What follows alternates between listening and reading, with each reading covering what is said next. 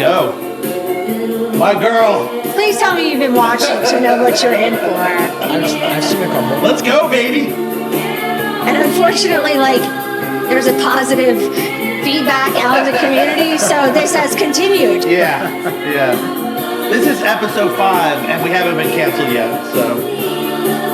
That's a testament. I'm waiting for the network to send me a letter that we've been canceled. The things you choose to share about me. It gets better and better every week. All right, Amber. Stevie Nicks, the Queen of Rock, the original Fleetwood Mac. All show we're going to be playing Stevie Nicks and Fleetwood Mac. What do you think about Taylor Swift wearing the Stevie Nicks at the Knicks game? Huh? I was going to say this is absolutely because Taylor Swift. It's you are very confident, man, the way that you love and support Taylor Swift. I love me some Taylor Swift, baby. I'm a Swiftie. We were back in the convertible. It was blasting the other night. I mean, I do love it. It was great. Oh, actually, the kids, yesterday was my birthday, whatever. When the kids picked me up to take me to dinner, and they had Taylor Swift on in the car for me, which was very sweet. But I love it. I also love Stevie Nicks, love Fleetwood Mac, loves Taylor Swift wearing that at the game. It was great. I mean, there's something about Taylor Swift wearing the Stevie Nicks shirt at the Knicks game that made me think the whole world is really going to be okay. Everything's going to be okay. All gonna work out. Yeah, everything's right in the world. The Knicks won. There were some people though, the people get mad about her being places. I'm like, what? Listen, the fact that people get mad makes me even more happy. I know. It makes me even more happy that she's in people's heads to that yes, level. I agree. I couldn't agree more. Yeah, but anyway, welcome to Family Meal with Sodell Concepts. My beautiful wife, Lisa Kammer, is my co-host. We have 12 restaurants on the culinary coast. We have a special guest. Chef Charles Parker is here today. He formerly West Coast famous. Now he's becoming East Coast famous. So he's here with us today. We're going to talk about him and his food and what he likes to cook. And my beautiful wife, Lisa, Sussex Central grad, Millsboro Middle School, baby. It was not. Oh, yeah. It was Millsboro Middle School. It wasn't called that though. That's what it's called. What was it was called? just Sussex Central Junior High. Sussex Central Junior High. Yes. And we were voted best family business of the year. We're the largest family employer in Sussex County. And we just appreciate all the success, and we appreciate all the support and how many great people we have working in this organization. It's just really a miracle. I went out to 3 of our restaurants this weekend. It was so busy and I was so stressed out. I cannot handle the stress. I just want everything to be perfect. And we went to one of the restaurants. There was a wait out the door. There was people everywhere. I was like, I'm gonna have a nervous breakdown. I got to turn around and go. And you were like, sit down. He took a lap. I took a lap around. I'm at the hostess stand and he's gone. And I was like, what? And he's taking a lap. I said, I don't think we could stay. That's his knee jerk when he really gets he's like, we just have to go. I can't watch it all go down. I was like, it's fine. After all these years, that's how serious I still take it. I was like, I think that salt and pepper shaker was out of line. I know. I can't do it. I can't sit here. Then I sit down. Service was great. Everything was great. The kid that waited, I say kid, he was probably 25. The kid that waited on us, I asked him some questions, not even to drill him, and he knew everything about the menu. I was like, maybe we're getting through to people. Maybe it's working. All this effort for all these years. An entire training program and a whole thing, and people executed. It's amazing. Liz, who's one of our trainers, was there, working with a busboy, and the manager that's been with us for 20 years. And then our son was cooking. I was like, you know what? Maybe we're on to something. maybe all the effort and everything. So it's been a miracle.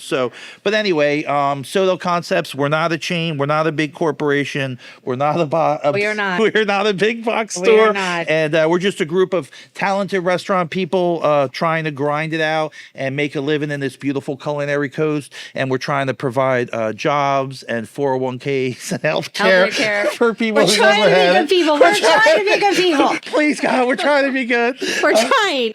We're trying to get back. Yeah, and this show is 30 minutes. We're just going to talk about, by the way, we've gone over on every single show. It's supposed to be 30 minutes. We've gone over on every single show. But it's supposed to be, it's me. I actually was talking to a guy yesterday, and he was like, you came and did a interview, and you went 5 minutes over, and he got in trouble. And I was like, You could cut me off. So anyway, so Vivid is here. They're producing it. They're the associate producers. I'm the executive producer. If you guys need to cut me off, just cut me off. So we're gonna bring in a chef. We're gonna talk about what's new and what we're most proud of. And what I'm most proud of is we make our own beer. We make our own bread. We have scratch kitchens. We making our own desserts. We're making our own crab salt- cakes. We're making our own crab cakes. We're making our homemade pasta. And we have a private wine label with your friend Anthony Truchard, Yeah. who you got to meet and have So dinner with at nice. Napa. He's picking it, So nice. picking the grapes, and Amber's heading up that program. And then, I just feel like we're a group. We're in the whole scheme of things, we're not that big, and we're very organized. And we're punching above our weight. So we're consistently punching above our weight. We have a group that gives us shared buying power. It gives us benefits to the team. And, sometimes people get a little twisted. But at the end of the day, this is just a group of restaurant professionals who have shared values. We live in the area that we love, and we just want to put the best product out there and provide the most for the community. We just did our round of Sodell Cares support. We supported 25 organizations. We're up to about 1.4 million in the local area. And when we started Sodell Cares, I was like, let's go hyper local. Let's go an inch wide and a mile deep, and let's just take care of this close community where people that we work with, and it's been great. So let's get into it. So Amber, we're going to kick it off. We're going to talk to Chef Charles and find out what makes him kick. And he worked in Australia. We're going to talk to him about Australia. Oh, okay. Yeah, I'm about excited. a year in Melbourne. Really? Yep. Oh, very nice. That's a lot to talk So we're about. going to talk about Aussie, oi, Oi, oi, oi. oi. So there you That's go. it. So Amber, kick it, and we're going to be right back with Chef Charles, and we're going to talk about food, Philly, West Coast, and Australia.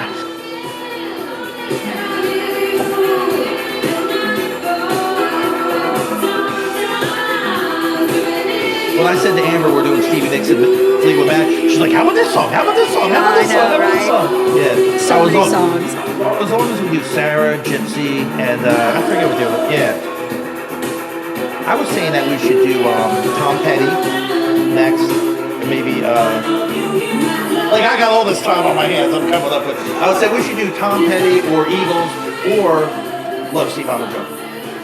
I don't know. How long are we doing this for?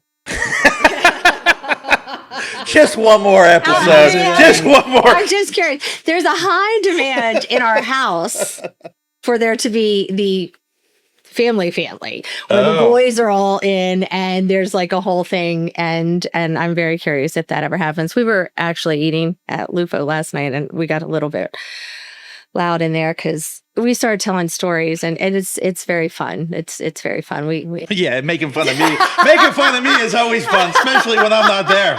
That's a heck of a we have gotten a kick out Subject. of all of the things about you over the years. It's fun. Yeah. Yeah. So forget about me for a second. Let's talk about Chef. Charles is one of our newest chefs, and he knows the area pretty good. But now he's here. He's overseeing some kitchens for us, Catch 54, Matt's, and Papa Grande. So you want to talk a little bit, about what inspired you to become a chef? Like, how did you did you wake up one day, or did you did you have an easy bake oven, or like I did? Were you going to go to med school, Yeah, were and you then gonna it go to like med took a school? hard left? What Yeah. happened? It's like the classic scenario where, I was a dishwasher in New Jersey when I was 18. And, Very classic. I was like- very classic. I got a burrito and I got a 6-pack at the end of every shift. And I was like, this is the best job I've ever had in my life. Gotcha. And then That's how we got hooked too. it was amazing. And Yeah. then, cooked in the Philadelphia area for like 4 or 5 years, short order cook, Yeah. moved to Los Angeles. Like not a high end place. No, like just like, pizza joints, burrito joints, Yeah. dishwashing, which is at the core. hoagies. That's what the industry is. I think it's really important for Yeah. people to start in that type of scenario. You learn a lot of fundamentals. You don't take things for granted. Yeah. And just it's a starting point. I thought I was cooking. Yeah. Until I moved to Los Angeles, and then I was like, oh my God, I've never cooked in my life. Yeah. Los Angeles was like a slap in the face in terms of quality of food being prepared, the farmer's market from scratch, like you were just saying, everything was from scratch. And Los Angeles really captured my heart. I was like completely enthralled, in love with it. I just did like a 180 with my life. I thought my life was going one direction. I worked with Chris Kidder. It was the summer that Nancy Silverton and Maria Batali opened Mozza. Okay. And Matt Molino was their CDC, and he was the saute cook at the restaurant I worked at, Literati in Santa Monica. And the guys were just ninjas. Yeah. I mean, I'd never seen people true move like ninjas, that. I've yeah. never seen people like on the stove like that. And Love a kitchen ninja. Love it. Yeah. Love it. Yeah. they just, every day I went in and they just belittled me. They destroyed me. Oh, they broke you down before they built Like you up? actually, like they said mean things to you, right? Like kitchens aren't allowed to be mean like that. Yeah, yeah. It was different. Yeah. I mean, this is like It was different 20 years ago. Yeah, no, Yeah. it was different. You know, Yeah. but every day I put myself back together, and I appreciated everything they said. They were making the right points. They were teaching me how to do things. They're breaking old habits, teaching new habits. And, my shift ended at 5, and I waited at the end of the line till 9 or 10 every night with a cutting board.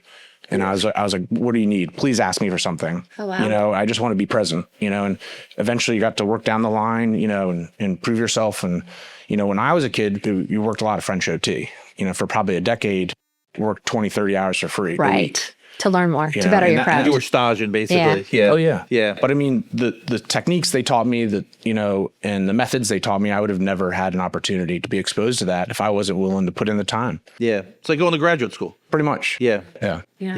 Yeah. It's unbelievable that to become a chef, what it really takes physically and mentally. I think a lot of people have no idea the love it takes to go all in on something and be great at it. And every great chef I talk to says exactly what you just said, that's how it happened for them. I think once you're bit with the bug and you just know it and you just get obsessed with it, and there's just a plethora of skills to learn. It's just fascinating, I'm a nerd about cooking. It's all I read cookbooks like all day long. It's just something I'm really passionate about. And, I think it's just that one spark, maybe that one room you walk into and the light switch hits and you're just like, oh my God, this is it, And in LA specifically was the ingredients too. I mean, you'd go to the farmer's market twice a week with the chef with his truck, load the truck up, with quality ingredients. It was just so impactful for me. It was like, start with good product.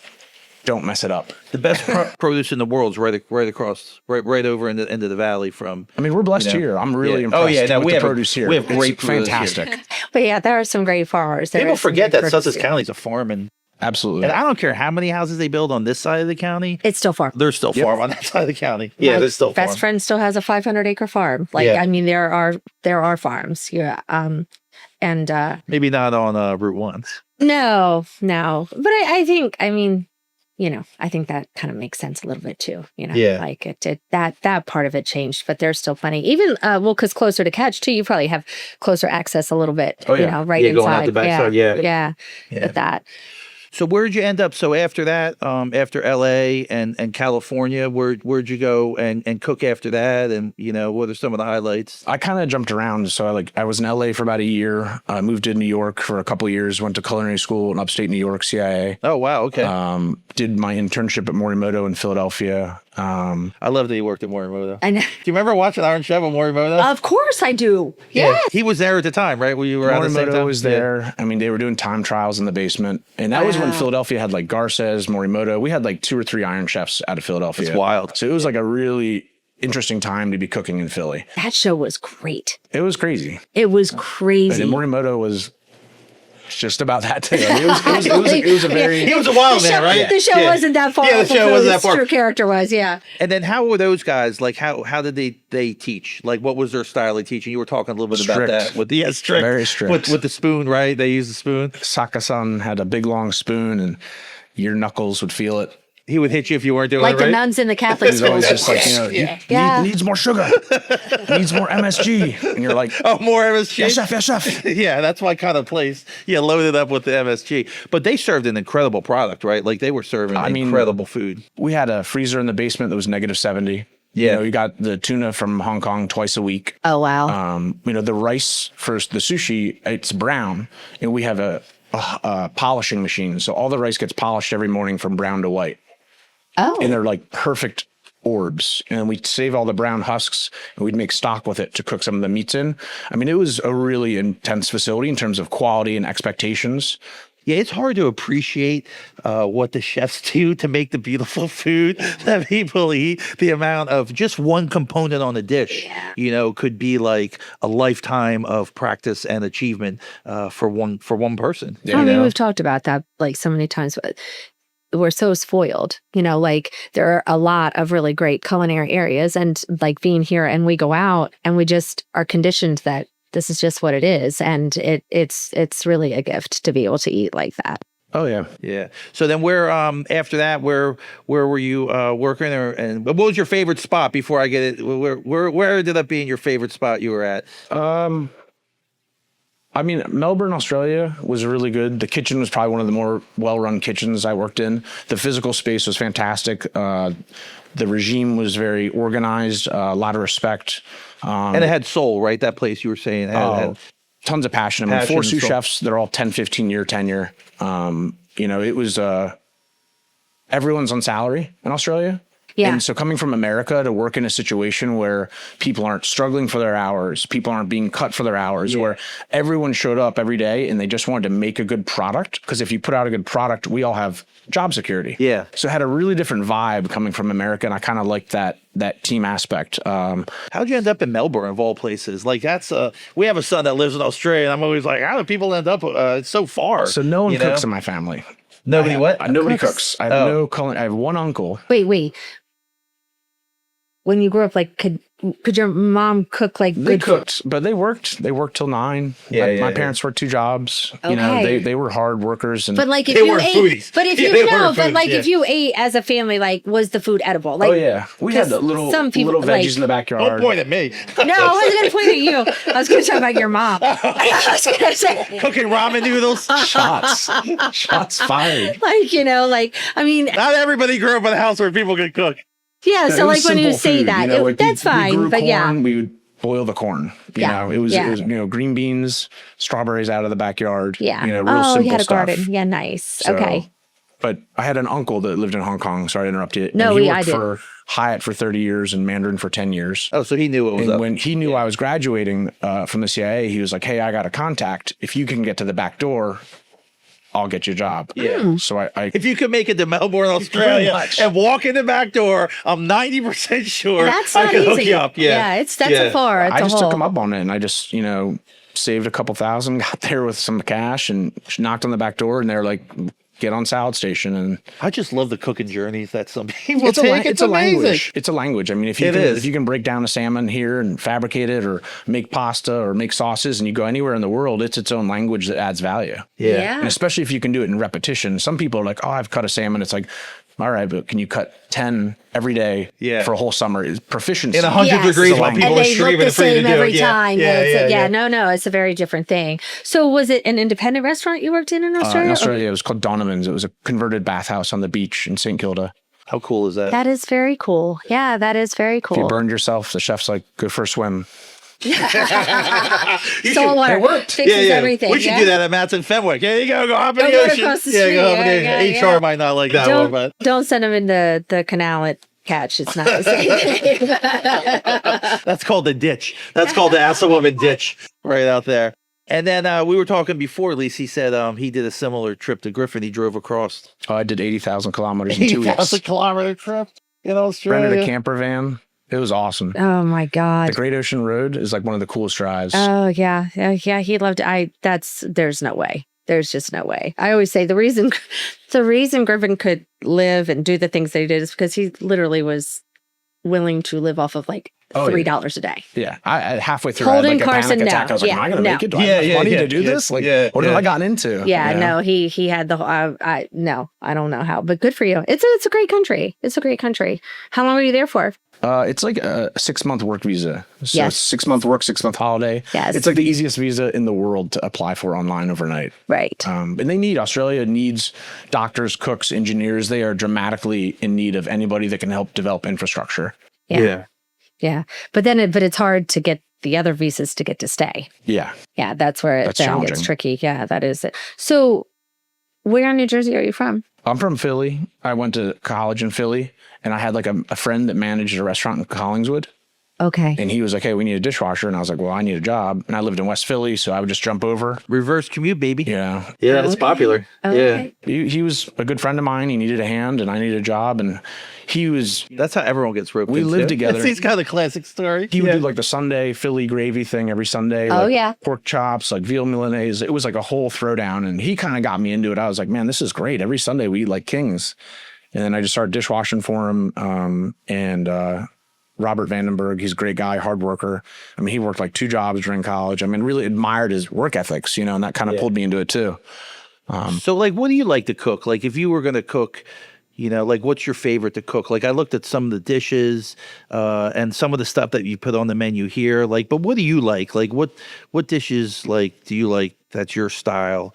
I always talk about my style is like very classic, simple. I'm listening. But like, what? Your style. Yeah, Your style. It's got.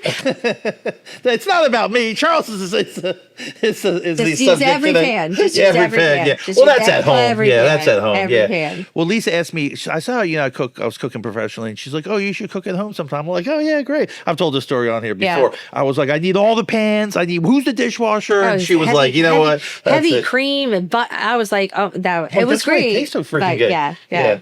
But anyway, what do you So, like to cook? yeah, what's your favorite? Let's talk about it. Let's talk talk about our about guests. Charles. It's not Let's talk about me. about Yeah. I have like a lot of opinions on it, but I really like approachable food.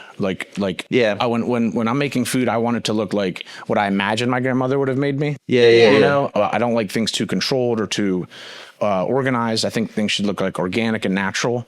A lot of it, and this just comes from like LA and Philly, where I've come up with is like, it starts with the ingredient. What am I looking at? I like doing a lot of reactionary cooking. So that's why I like a lot of the farmers down here. Like you show up at Catch and, we'll have 3 bushels of beautiful corn and you're like, cool, we have amazing corn. Let's start here. And then what am I going to make? And then I try to also like think about what month is it? Where am I? It's July. Does my guest want like a hot, creamy corn thing, or do they want like a crisp, refreshing charred corn salad with some shrimp? That's what I on a want. hot day in July. Yeah, that's a lot. I'll take that right now, to be honest with you. There's time and place, and I think, kind of thinking about the environment, thinking about the time and place, thinking about the ingredients, and really trying to put a picture together to be appropriate in that moment. And also just don't overthink it. And chefs are such like conduits between like the land, the food, the people. I just feel like, they put all those things together and produce something on a plate that you can just enjoy and not have to think about. You know what I mean? I just think it's just incredible. Well, it's interesting because obviously we keep having chefs on the show, and yes, you're not the first one to say that. Like Doug was talking about, and Chris, like the salt, like hot sauce on things and things that are their favorites, and it just reminds me so much of when Matt Haley used to come to our house for dinner, right? And I am not a fancy cook, right? And I was used to You do cook the for my basics children. good. I do Yeah. the basics. I'm a Meatloaf. Sussex County girl. I do that, like the meat potatoes thing, like all of that, whatever. And Matt would come over a lot, right? He was never married, never had children, and he would come over to our house, and I would get real nervous, and he did not care. That's what he would say. Is like, it's like what my mom would make, or a very simple kind of thing, and he just appreciated like the effort of putting things together. And it's always it's nice because he could cook very fancy too. But remember that soup he used to make with the hot dogs in it? It was great, but you wouldn't think that was what he would make for you, but he loved that. And I was like, Matt, it's like old El Paso tacos out of the box. He was like, it's whatever, Lisa, if you're making it, I'm sitting here, this is delicious. Simple's great, and Yeah. the basics are great. There's a lot of people that are in the kitchens that you work with nowadays that don't even know the basics. Yeah. And it's kind of a shame because they're like, hey, man, you should know how to make mashed potatoes. You should know how to make a beautiful meatloaf. Don't worry about putting something in a siphon gun if you can't even make and back like, to your thing in the beginning hollandaise about from scratch. yeah, Normal. the burrito that you would get when you were like, and you said, and you thought you were cooking, but in fact you weren't. But a lot of times if I go out to eat and we're in a place, like that's kind of my judge, honestly, is like, is your burger good? Yeah. Is your basic stuff good? Like the stuff that if I'm going in and I see that, that's what I expect to be. If I go for the more elaborate, intricately put together meal, I know that that's kind of my own gamble because I might not like some of the flavors that are put together. I might not, whatever. But if you have a dish that is across the board, something that's kind of standard, it should be great. The burrito should be delicious. Like a white gravy on a fried chicken. Like if you don't know how to make a proper like white gravy over a fried chicken, it's like Straight What to are you jail. doing? What do you do? Straight to jail. Spoon on the Suspended knuckles. for 2 weeks. Spoon on the knuckles. Wrap them on the knuckles. But it's what we do as restaurateurs and what you do as a chef. It is somewhat a lost art, and we have a very special group here. We have all these chefs. Everybody in this company, like the HR director was a catering director and was a server. Everyone in this company came up. This is a restaurant company with restaurant people. Our VPs started out, waiting tables and cooking and everything. So we're restaurateurs, and we strive really hard to make everything and make inviting environments and cook great food. And listen, AI ain't replacing us anytime soon. Guys like me and you and Lisa, AI is not replacing us. We're in it for the long haul. We're going to be the last people working, because what we do can't be replicated. Because it takes decades of experience, and just to be able to make just to be able to make like a bare bone, just to be able to make a sauce, it takes 10 minutes to learn it, but a lifetime to make it perfect. So the business that we're in is a people business. It's a food business. And it's an experience business. So I'm blessed. I feel blessed. And I feel blessed that we were able to find you and you were able to come into our lives, because it is a lost art for guys that come up the way he did. So when I first started, but having Doug, the VP, put a cutting board down next to me. Oh, have him just from where I've come from, I've been doing this for 22, 24 years, and to have somebody in his position be right with you next to me, I was like, all right, let's go. I was like, this is what I'm about. 1,000%. And to be honest, Doug really doesn't like meetings. He doesn't like emails. He don't like any of that. He wants to be in the kitchen. He wants to everybody.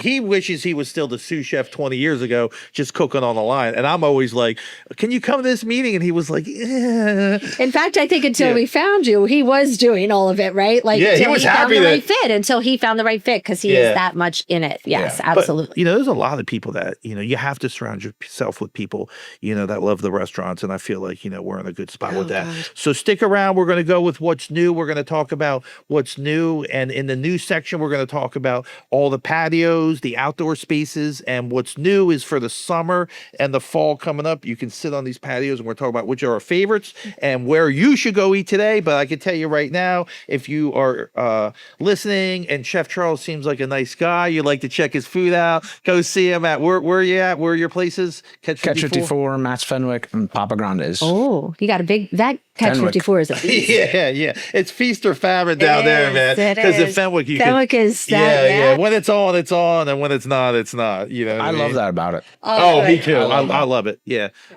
Listen, when you move to the beach and the seasonality lets you recharge your batteries, it lets you think straight, And it does happen. Again, people like to say there is still, it does change. We have a smaller window where there's not even nothing, but it feels more like nothing, but it does still exist. Yeah. You do get a chance to regroup. Yeah, I just love the beach and love that you're here. So we're going to talk about the outside spaces and what's new. So let's see. Is there one more Stevie Nicks song that we could listen to before? Is there something interesting out there, Amber? What you got, let's hear it, Amber. Oh, there you go. Good choice. There you go. This might be my favorite one. This might be my favorite song. If only you never say that. That's my favorite song. Everything is your favorite. Or it's This not. is or really. It's not. This is as good as it gets. You do actually really like this one. Yeah. This song on the back deck of Blue Coast with a charred corn crab salad. That's it. That's what we're doing tonight. That's what we're doing. Book it. Call Danielle. We're kicking the people out. We're kicking them out. Oh yeah. There's no way I can kick them out. Yeah, that would not happen. That would not go over well.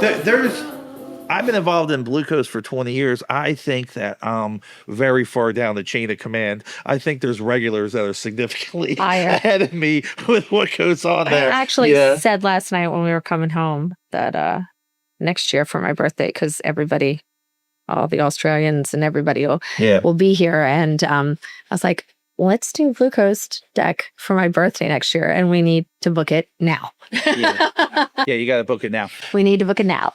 Yeah, so last episode we talked about what was new menu items. We talked about some of our partners, which are farmers. But now I wanted to talk about our spots, and it's new for the summer because, the patios, the porches, everything's kind of closed. But now that we're into the season, they're all open, and the weather is gorgeous right now. Yeah. And I was blown away yesterday. I was like, today's a perfect day for it. So I thought on the podcast we would talk about there's nothing more summer classic than outdoor spaces at the beach and outdoor spaces. So I just want to talk a little bit about, talk about the back deck at Blue Coast and what you think about that space and do you like it, or how it came to be. You probably know that. I've probably told you that story 100 times, but Yeah, maybe I not. know that story.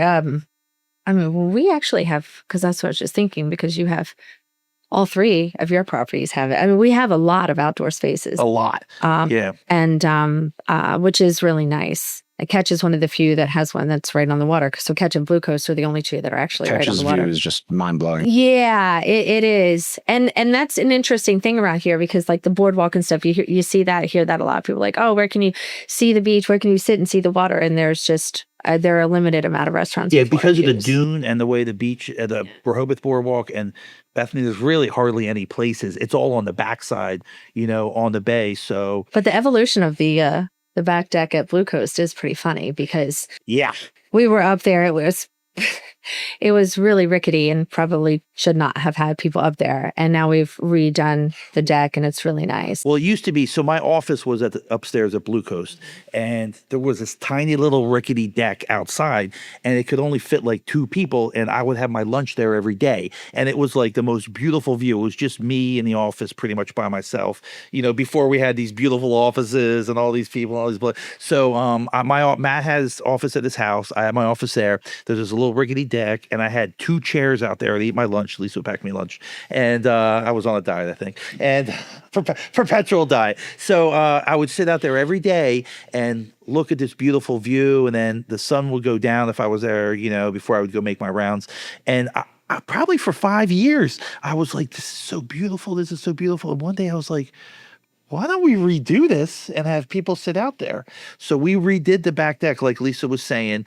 We made it beautiful. We put in benches. We put in music. We put in all this stuff. Now it's booked like 6 months in advance, like 30 people a night. Yeah. And it's funny because it took me years. Like, oh, Scott, that was like the most brilliant idea ever. I'm like, yeah, except it took me literally 5 years to be staring at it, And I don't remember.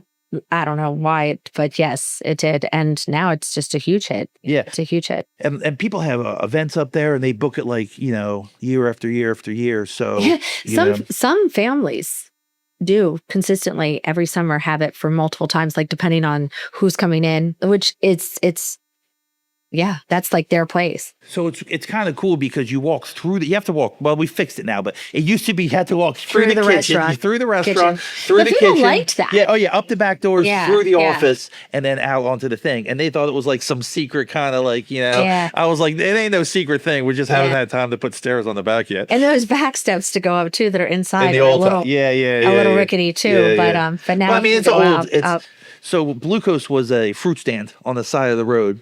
And so Matt says to me one day, I have this brilliant idea.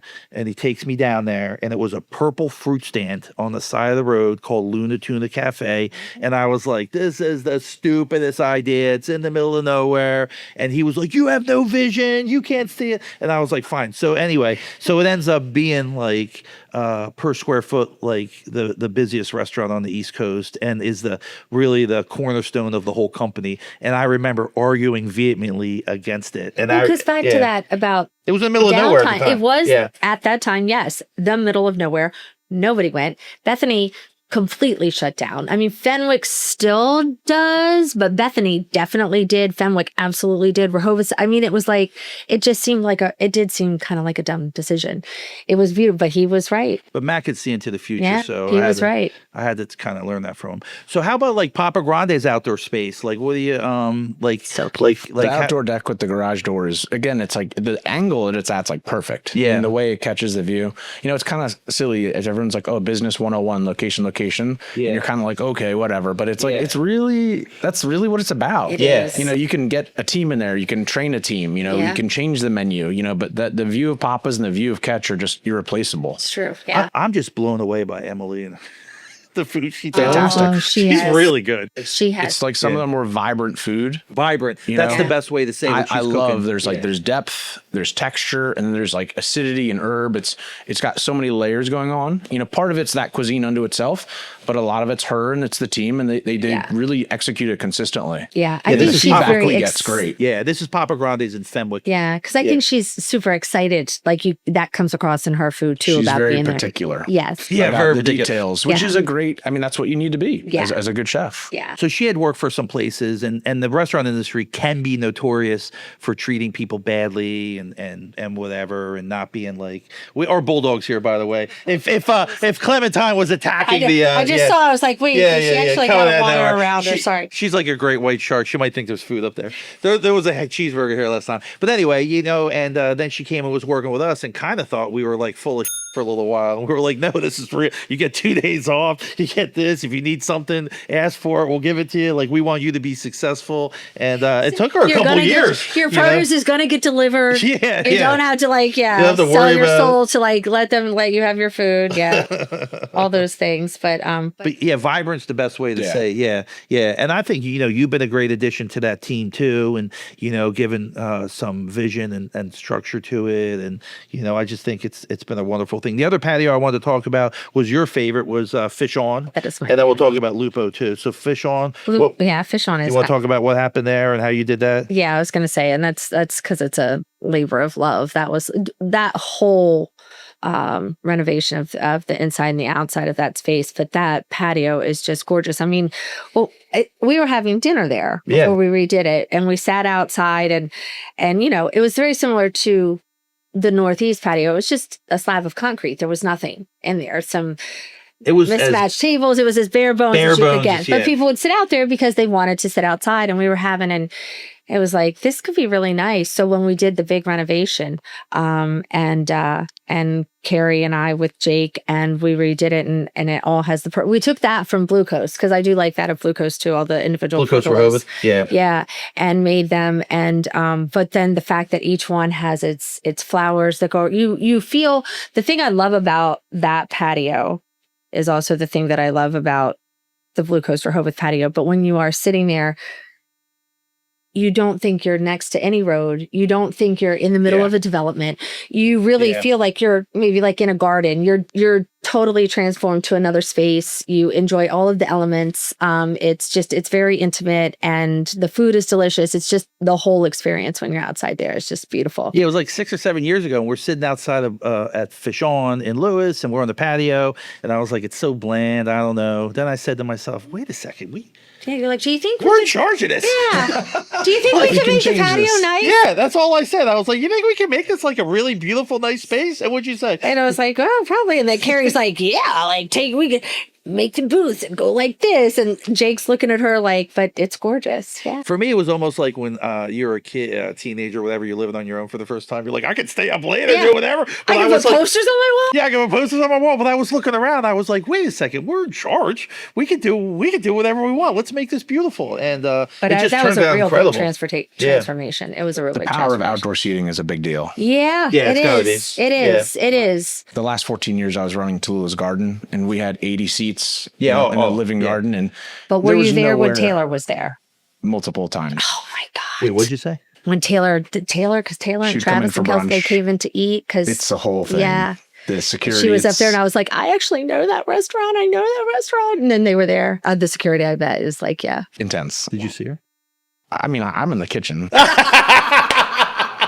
I looked through the I gotta window. cook. I think I saw These her are my high priorities. heels go I by. don't need to Yeah. go get a nominate the food to go look at Taylor Swift. I would. I've gotten fired. But yes. I really enjoy being anonymous. That's like yeah. part of the hospitality industry. That's the best part It about is. it. you know. It is. And they want to be treated. They just want to come in and eat. Yeah. So that's very Enjoy nice. their Sorry. time. But Tallulah's Garden is gorgeous. Yeah, the patio was, I mean, it was like one of a kind in Philadelphia, and the view of the park, Washington Square Park, and the flex up, flex down, just from those 80 seats you get. It's a pretty big deal. It's a huge deal, yeah. It's a huge deal. And there's like this high you get from like doing a good shift. You know what I mean? There's Oh, like yeah. this When it all absolute clicks. like Yeah.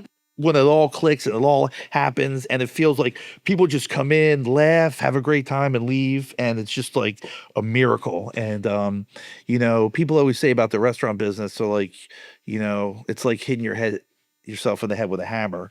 You know what I mean? Why do you do that? Be like, oh well, at the end of the shift when I stop, it just feels so good. You know, and that's really what it is. You know, and you know, cooking this food and putting it out for hundreds and hundreds of people, you know, people that aren't ever in the business. I'm like, imagine having 500 people come over your house Every night. every single night and you have to wow them.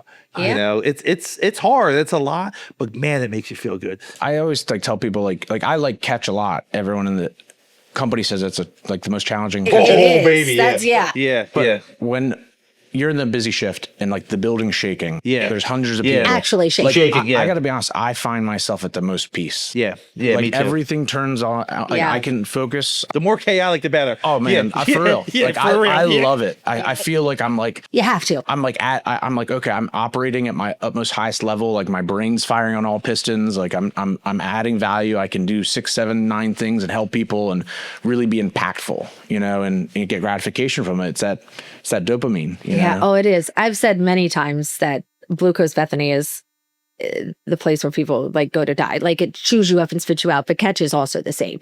They are both like just what is expected to be in there, the volume, the people who come in, the way that they want to, like it is a lot. And I mean, to Lauren's credit, she's handled yeah. all that for a long time. I always say to people, like, if you're listening out there and you love chaos and creating order out of chaos, and you love food and you love all these things, and if it relaxes you for things to be like that, we love to get an application for you.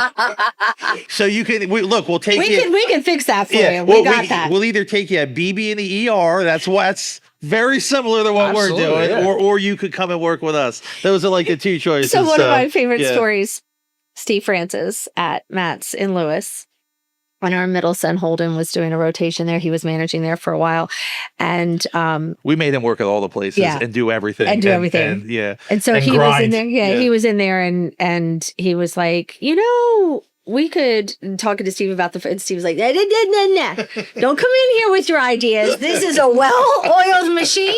Pipe down, I got kid. it down. Yeah, Don't you start, you know? Yeah. And Holden laughed like, okay. He's like, no. Holden was like, Dad, how much effort and time and years before I can have an opinion? I was like, well, it may be never, to be honest with you. Like measure Or could- measure in decade. Yeah, we measure in Exactly. decades. We And definitely- also, like, how many of your ideas work is more likely for us to listen to you. You come up with $1 million idea, we'll listen to it next time. Where you're good. When you yeah. hire people too, if everybody's got ideas. Everybody's got You have ideas. to go work for 6 months to a year, do it, and then maybe somebody will listen to you mutter about an idea. But like, it's just. Yeah, I always tell new people, look, 6 months, no ideas. I have a lot of ideas. Let me see if you could execute some of my ideas. Can you make can you turn a concrete slab of fish on into a beautiful patio that does $2 million a year? And can you do it in 3 months with 80 grand? That's my idea. I got an idea. Can you pull it off? Can you execute did. it? Yeah, and she did it. So now, if she's got an opinion, I'm going to be like, all right, I'll listen up because you can execute. You know, if people can execute, I'm more than willing to listen to their ideas. Usually But- in the interview process, I tell people it's like in a year, I'll trust you. Yeah. You know, because Yeah. like it's the turnover so high. Consistency is so important. Being on time, being present, you know, answering emails, doing the orders. Like it takes like a full year in this industry for me to be like, okay, now you're on the inside, you're on the team, let's wrap. Because the thing I think about the restaurant world is that, you know, I say all the time to people, they think, because I have a really great recipe for meatloaf and mashed potatoes. Oh. I should open a restaurant, Anthony right? I Bourdain should has go a work in a chapter on kitchen. that. Yeah. Like they don't get it. All of the things that go behind it. And like you said, the proficiency, like the ability to do it night after night in the worst of situations, you come in and like, can you execute it? And, you know, and I tell people all the time, I'm like, if you just want to lose all your money, go ahead, open one. Yeah. Open one. Just go right ahead. I say it all the time.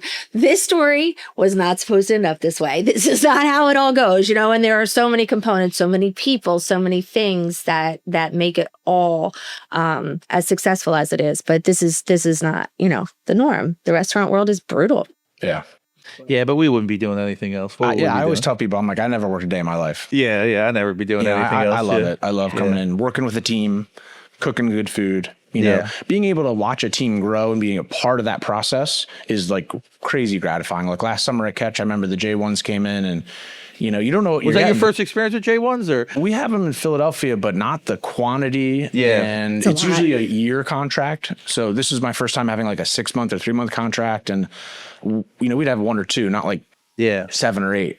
Yeah. And, you know, but from the beginning of the summer to the end of the summer, you know, seeing the growth, being a part of that growth, that's like the super gratification of this industry. You know, it's like you can work with somebody for a year, 5 years, 10 years. I know some of my cooks in Philly, you know, they started as a dishwasher. They've been with me for 10 years. They work every station in the kitchen. Yeah. They get married. They have a kid. They Yeah, buy which their I first love. house. It's Yeah. it's just something to be so proud of, being It a part of the is. community. It is. It really is. We talk about that all the time Yeah. too, like how awesome it is when people get married, they buy a house. Like this is the part of their foundation that allows them to create those lives for themselves. It's really it's a great connection. Yeah, one of the cool things about Soto Concepts is I think Soto 12 restaurants have like 1,100 employees.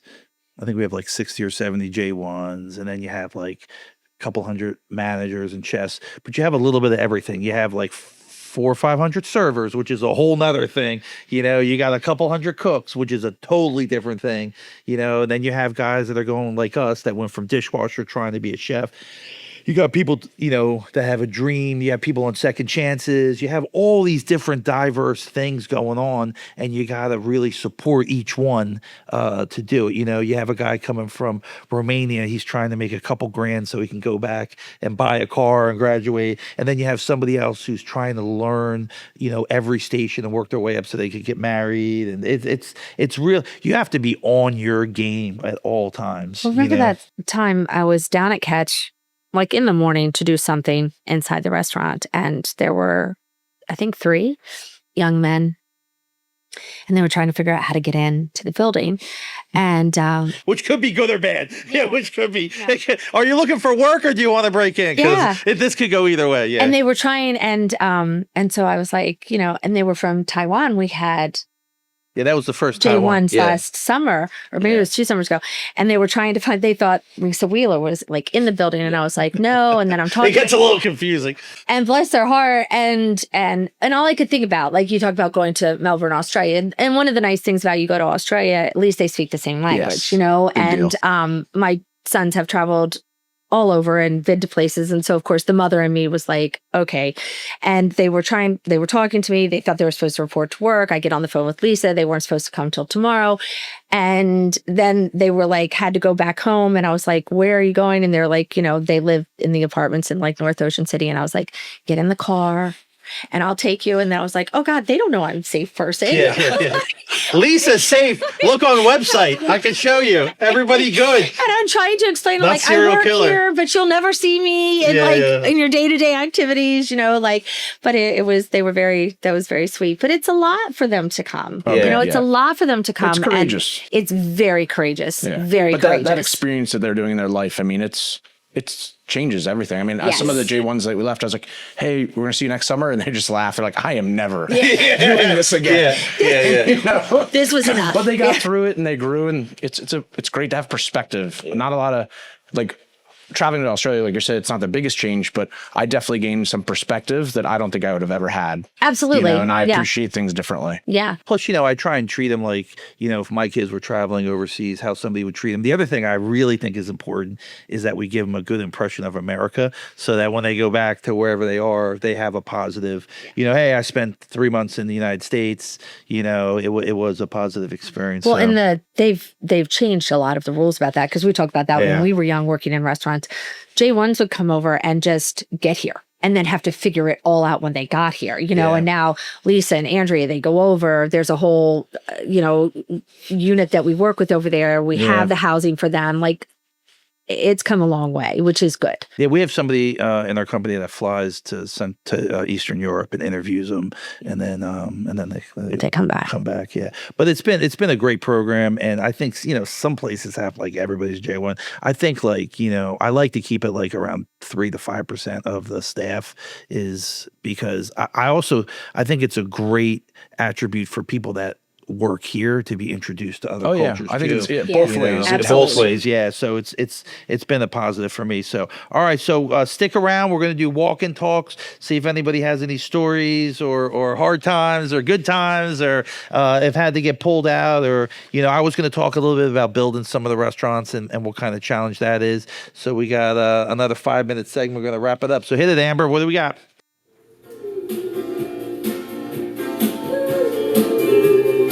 How much time we got? We over? We're at 50. I mean, it doesn't matter. Whatever you got, whatever you want to do. I love it. I love it. That's my kind of producer. It's almost been an hour. Dante Sandu. Is that the actual name of it? What's that? Is that the name of it? No, Dante. Yeah. Yeah, it's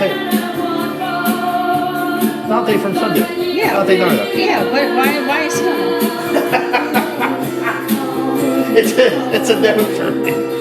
For me to remember the story of when we were painting the silo. And Dante. Oh, okay. Because I was like, okay, great. Never mind. For a second there, I thought we named a beer after him, and I was like, what is We happening? should name a beer after him. We could. So I want to talk a little bit about building restaurants, and I know we've all been involved in building restaurants. So just to give a little insight in what it is to build a restaurant. Matt Patton, who helped me build a whole bunch of restaurants, and who's a brilliant guy, and he's built a whole bunch of restaurants with me. But his first one, he said, Scott, this is like getting your PhD and running a marathon at the same time, and nobody wants to listen to anything you say. So anybody that's built a custom restaurant from scratch, it would be equivalent to building a custom house times 50 Yeah. with 100 million moving parts. So one of the first restaurants, I built a lot of restaurants by myself, and I would come home and complain about it all the time and joke around, tell people stories. And my one son did not believe me. He said, Dad, it's not like that. It's so easy. Can't be that hard. Can't be that hard. Yeah. People can build. People, please, and he was probably 16 or 17. So I said, you know what? You know what? Why don't you come to work with me today? We're building You know what? a He was restaurant. 22 because that was Matt's, and Matt's Lewis. So he was 22. Is this your story, my story? It's your story, but I might be confusing two stories. Wait a second. Oh yeah, that's a different one. Oh, yeah. yeah, about the signs. No, that's not the one. Oh, I'll tell that story. Okay. Yeah. So anyway, so that's another story. But I'll tell. So Griffin, I was going to tell the other one, but that's okay. But I don't know the other. listen, don't mess up my flow when I get I don't my know flow. the I other can't one. remember things half the time anyway. So anyway, Start over. so I go. We're going to bring him to work, and we pull into the parking lot, and the sign guy calls me, and I explain in detail. I hardly ever mansplain, but this was a Okay, you can't keep saying that. severe case of mansplaining. Amber, tell him. You can't use Amber, am I a mansplainer? You Not can't, usually, right? You can't because it's making fun of men. And when you say it, then it's like taking away the whole thing. So, you anyways, can't use that word. So I'm mansplaining to this guy, which I didn't know. Caroline taught me about what mansplaining is, by the way. So I'm explaining to this guy. I'm like, listen, I want you to put the sign. I want you to put it this high. I want it to say this. Blah blah blah blah blah. So we get a phone. Griffin goes, Dad, you don't have to talk to these people like. I said, no, I was just explaining to him. And I said, if you don't explain it to him, it's a custom thing. And, if you don't explain it to him. So we get there, and the guy put the sign in a totally different spot. Oh my God. And we get out of He the couldn't car. believe it. Griffin couldn't believe it. He was like, oh my God. Like, you're so right. So we get out of the car, and I go, why did you put the sign there? And the guy goes, oh, you told me where to do it, but I just kind of think like this might be better. And Griffin pulls me aside. He said, Dad, you put this guy up to this. This is like a whole skit. Like, this isn't really what happens. I said, brother, this is building restaurants 101.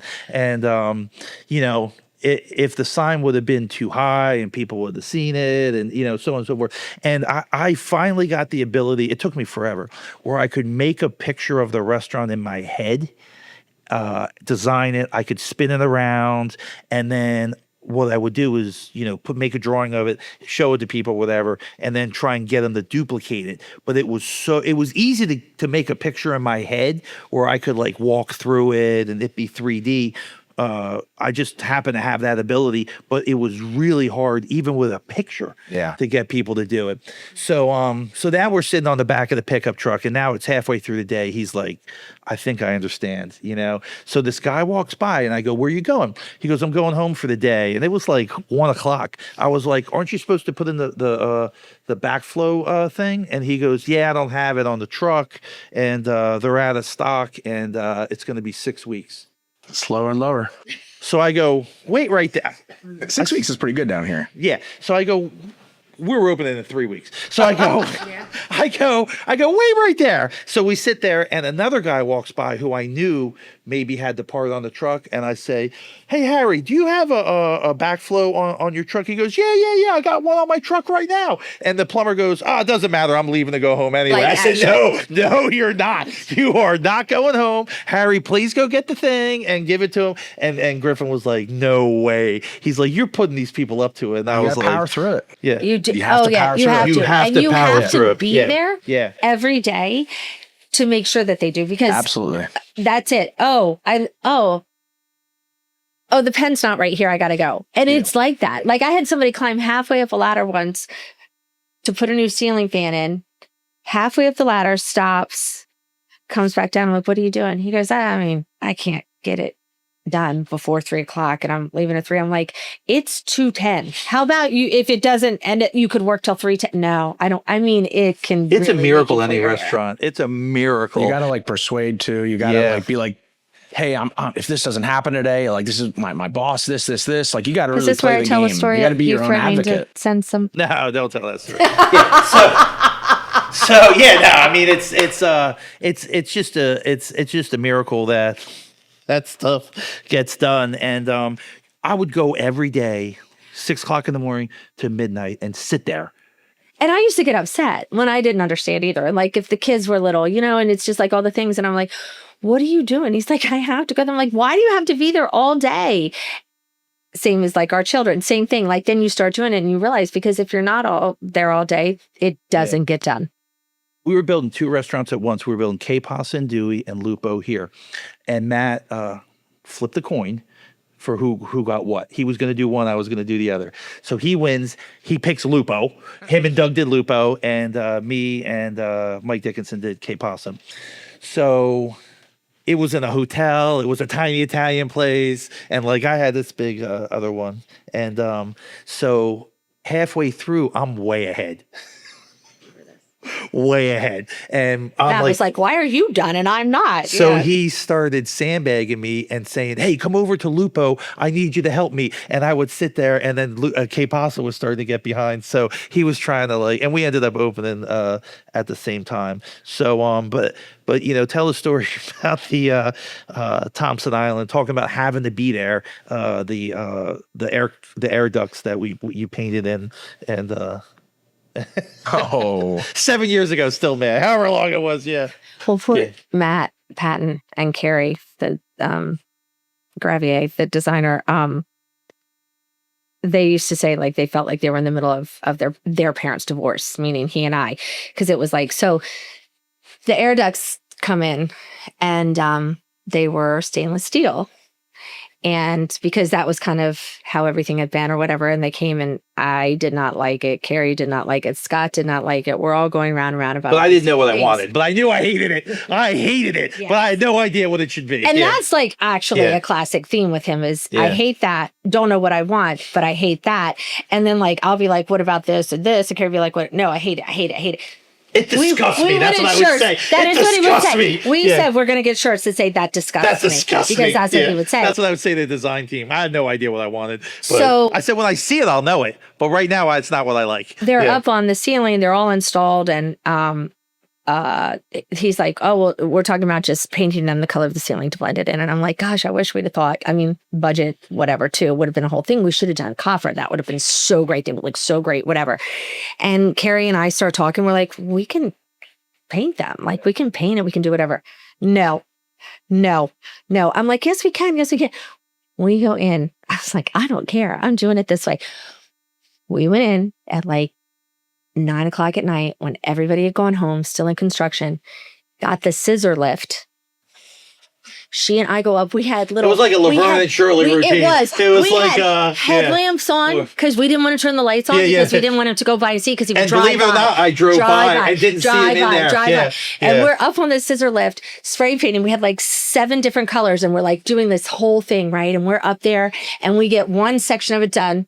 We're like, this is enough. We can check it tomorrow. If we don't like it, we can go back to painting it the color of the ceiling and we can do whatever. We can do this, right? We can do it. And oh my God, poor Carrie, like the residue from standing up under the thing and like we had paint all over us, like everything. We come back in the morning.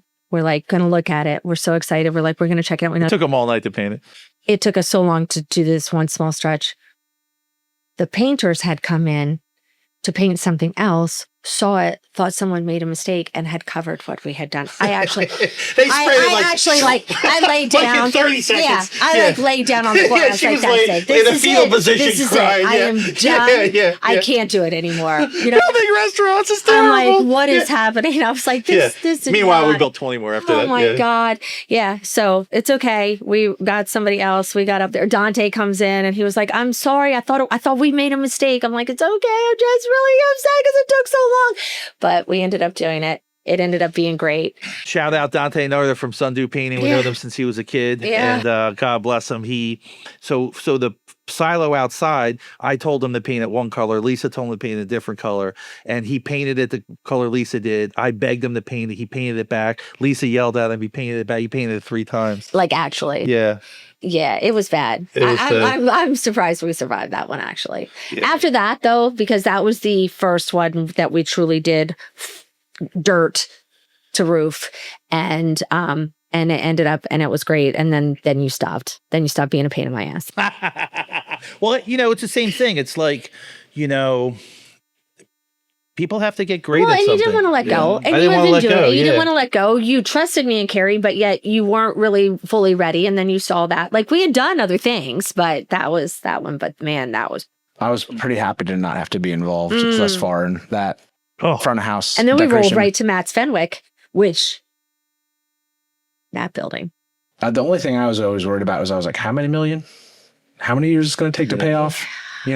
Oh, yeah. If you're asking that question, you're not in the right. Yeah. That's the only real thing I You cared can't think about. about those We questions. do it for the love of it. We do it because we want to cook great food. You start worrying about that, like We people, talk about when you said location, and again, I mean, I've learned that over all of the years. Like the first couple of questions is the location of it is great.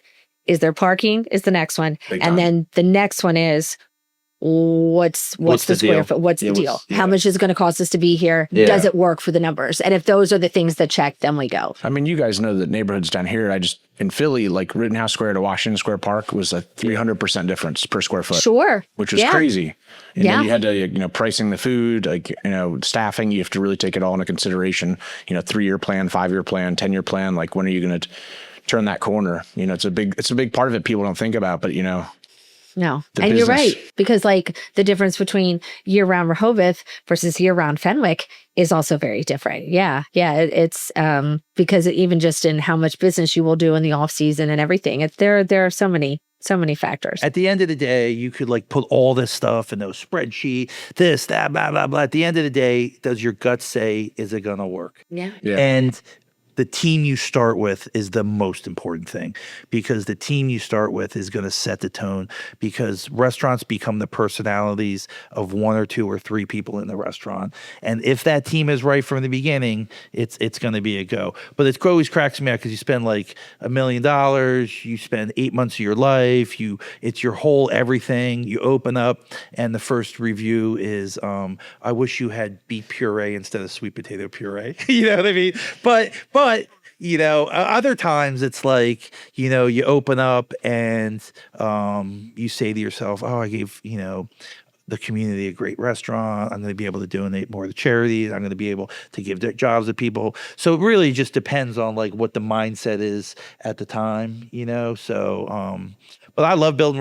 I hate building restaurants, but I love building restaurants. Well, when you said earlier about, can you do this 500 times? And I think that's often very difficult for the guest to understand when the guest comes in, because they're like, oh, I want this dish, but I don't I don't want the corn, right? I don't want Yeah, it the doesn't corn. work without the corn. And it doesn't work without the corn. And also it's just like, do you understand what they're doing back there? For somebody to ask for one dish, not to like have corn in it, like, and they're like coming from that stance of what's the big deal? Just don't put the corn in it. And it's so hard sometimes to cross that line over. And then the server who has to go back and be like, and you're in the kitchen, you're hot, you're doing all of this, you're trying to get in your groove, what makes the thing. And then sometimes because then the server brings it out, okay, they went through all that.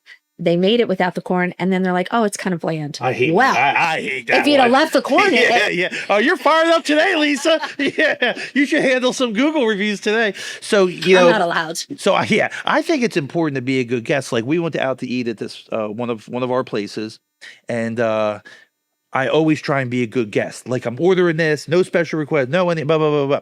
So my friends from New Jersey came to visit, and so we get there. It's just the two of us. We're like table for two. Then our son's in the parking lot. He has like a marine business, so he's always on the phone. He comes in late. We add him. We try and order. We're not ready. He goes away, and then my friends go. It's we going to were be a two of nightmare. us. Then it's going to be three of us. Then it's going to be five of us. So we build a table. We have to push two tables together, and then somebody orders something without a sauce. And I was like, oh my God, like we're the worst guests ever. I'm like, they're going to make fun of me when, and because I always try and be like a super good guest, know. because, people. Because I am. Yeah. And I like to give people the best chance to do it. But let me tell you, they rolled right through it, and they had the special requests, everything's good, and then one of my friends forgot to order, like she was talking, like talking, she's like, oh my God, I forgot to order, and like the food was in, and it was just like incredible that they pulled it off. And I try and be a good guest, and that's one of the few, this is 2 days ago, it's one of the few times I messed up. Well, I said Amber's daughter waited on us last night, and I was like, oh, I'm really tempted to get, what was it? I think it was, I can't remember, but I was really tempted to get that. I just happened to say, but I just don't care for sun-dried tomatoes, so I'm not. And she, of course, immediately she's like, we cannot put them in. I said, oh, no. That will not be me.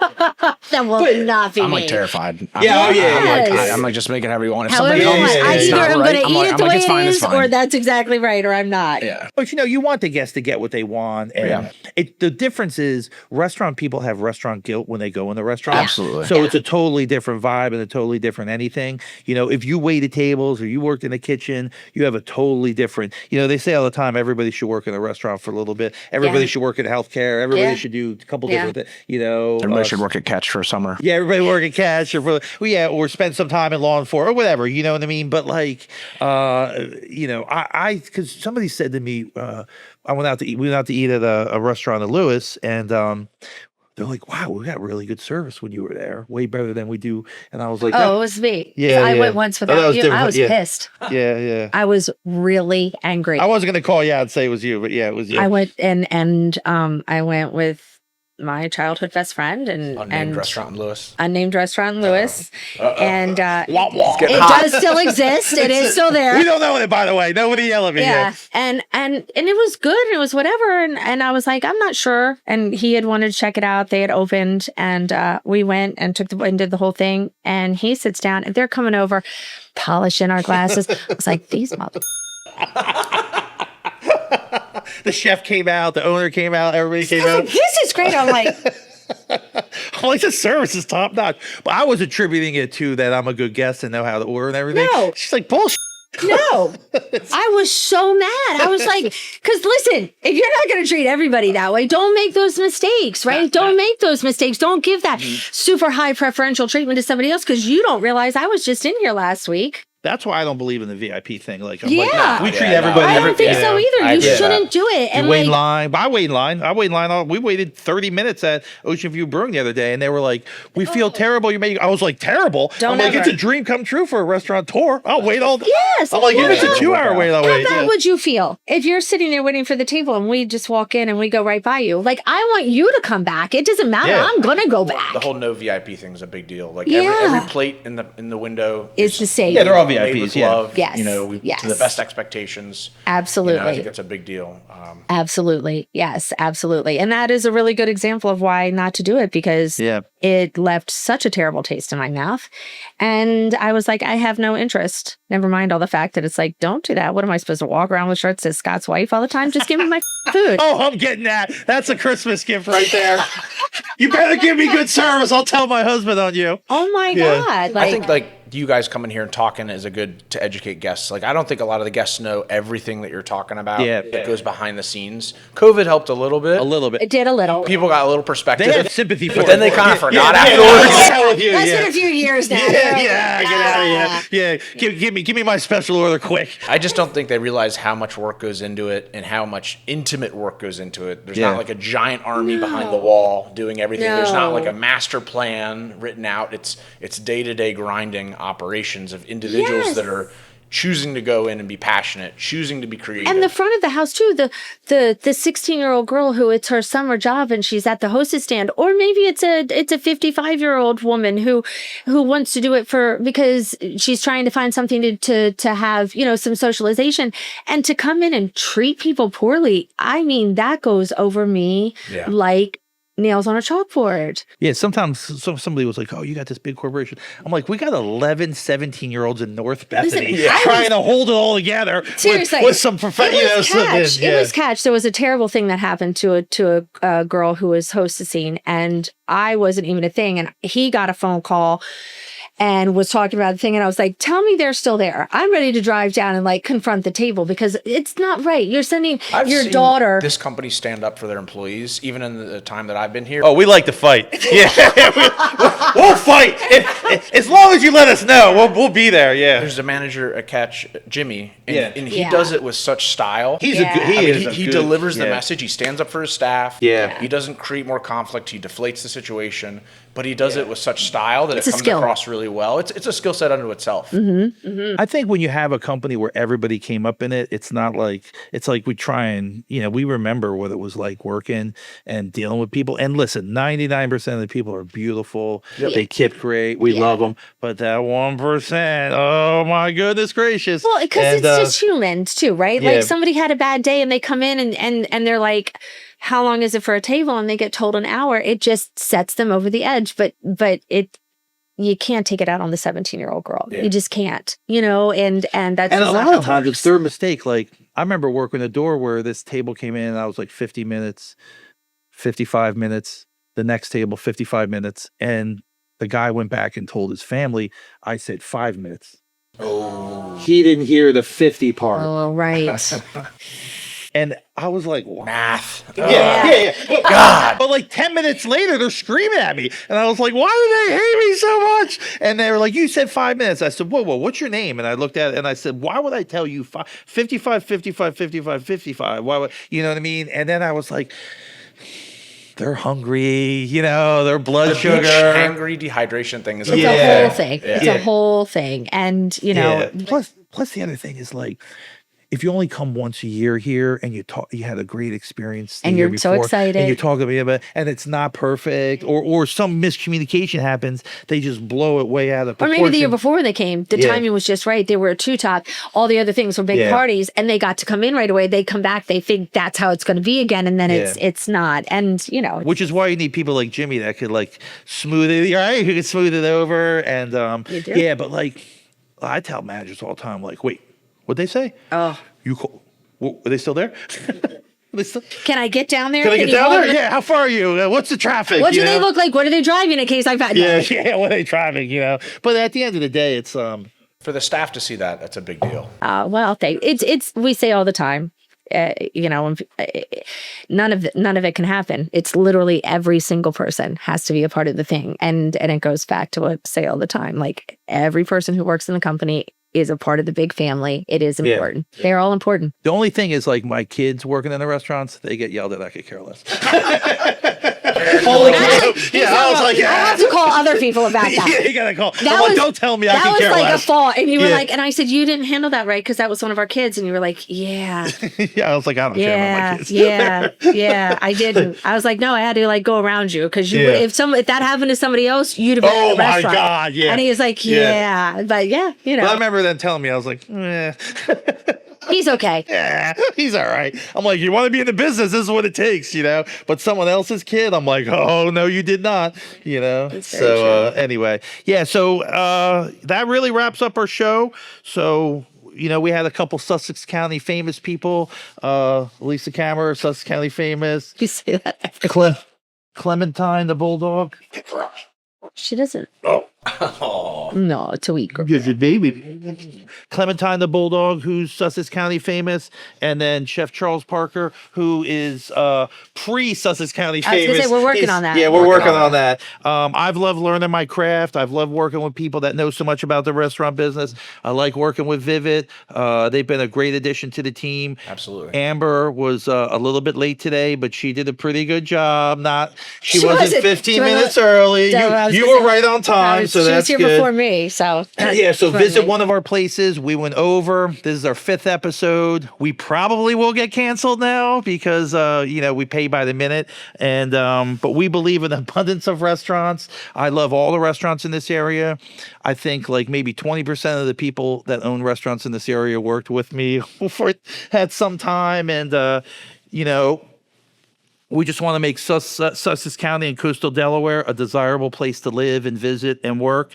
And remember to go out to eat. Go see Chef Charles at Catch, Papa Grande's, or Matt's Fenwick. And then you could go see Lisa's Patio at Fish On. Opens at 4 o'clock, 7 days a week. That's right. Lewis, Delaware. See you soon. See you soon. Take us out. Where are you living? Okay. My folks retired there 3 years ago. They live like 2 houses down from Big Mike. Attack. Mike. Oh my gosh, really? Oh, that's so funny. you found. That's how you were down. Is that how it is?